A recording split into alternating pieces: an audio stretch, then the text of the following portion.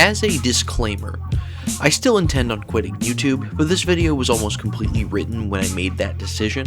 I decided to see this one through because it would be short, but until I get money from a mystery tech billionaire like Craig Jones, I will be on a journey never to return, like Frodo sailing west from the Grey Havens towards Valinor. I may, however, still be active on the Squill's Ideas channel, albeit very intermittently.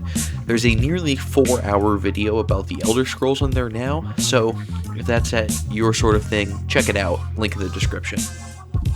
Some months ago, at the time of initially drafting this, and so many more by the time you're hearing this upon revising and recording, Cub Swanson retired at UFC 327 with a picture-perfect TKO victory, one of the last vestiges of WEC gone off into the sunset.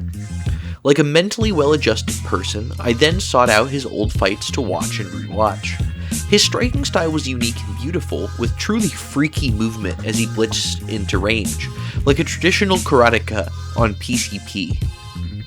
I am, however, even less qualified to talk about his striking than his grappling, so what really gave me thought to make something was in his fight against noted airport frequenter Dustin Poirier, when Cub is taken down by the combative Cajun and has to fight off his back.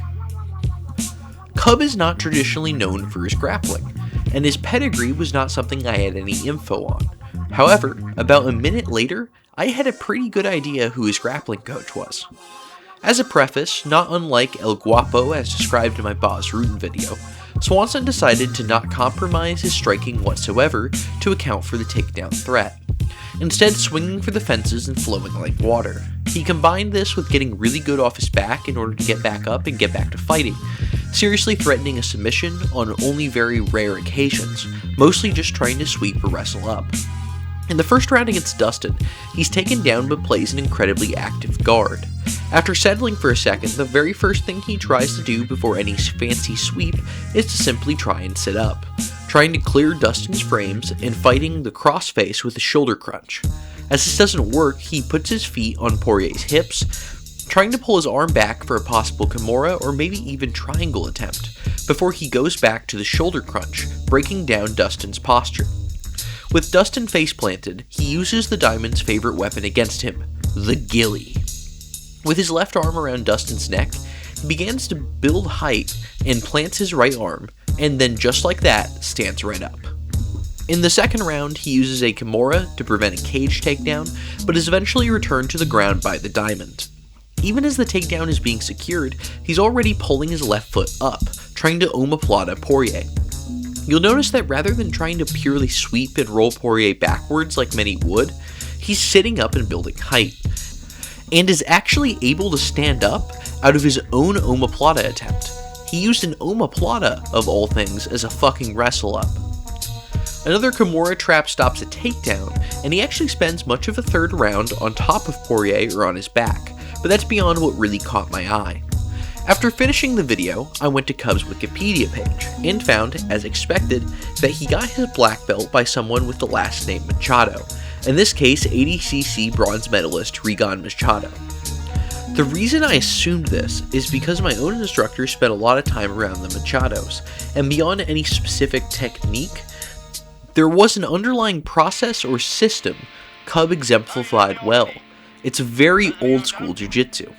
While I found many different sets of techniques described as such by different instructors and systems, I was taught that the first ground fighting tools you should learn off your back in full guard are the so-called Three Brothers, which in other systems I saw could describe the triangle, omoplata, armbar, various other submissions, but in this case we are talking about the Kimura, guillotine, and a basic sweep I'll explain shortly. At all times, this system wants to create space and build height using these basic tools. A stand-up is just as good as a sweep within this system, hence creating all the space, instead of necessarily trying to tighten it for a more slick and modern sweep.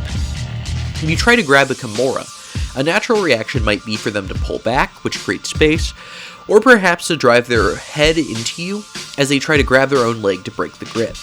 If their head is down, you can grab the guillotine and try to use the threat to build height, much as Cub did against Dustin. If you break their posture sufficiently, you can even just roll them over in a sweep so dumb it doesn't really have a name. Rather than hunting for submissions or getting fancy with sweeps, this Three Brothers system wants you to either get on top or disengage and return to standing and reset.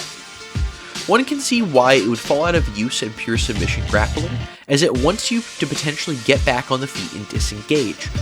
Something that in an ADCC format would be considered unproductive stalling, but in quote-unquote self-defense or MMA, there's a very interesting use case.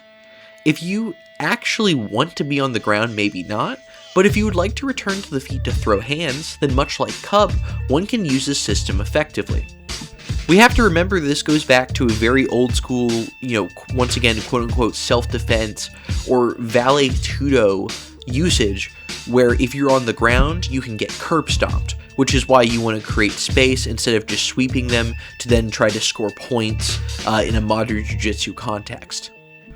On this channel, I sometimes refer to techniques being deployed in bad faith, meaning with no intent to actually succeed, like a takedown attempt against the cage someone shoots while rocked to force the clinch. Or a standing Kimura to stop a takedown as aforementioned, there's no chance of finishing. Under the version of the Three Brothers system Swanson is employing, basically everything is bad faith, and you'll sometimes mix in something as inventive as an omoplata simply to get back up, not even to take top position itself. While I'll keep things short to not be repetitive, Cub does similar ground fighting off his back in other fights, playing what's ostensibly Octopus card against McKen's Sir Messier, and then later using that guillotine to stand up and throw knees. While off meta for pure grappling, as once again this is going to be considered stalling, Cub found a set of tools that fits him tremendously. A reminder, you don't have to be good at everything in MMA. You must instead find complementary secondary skills.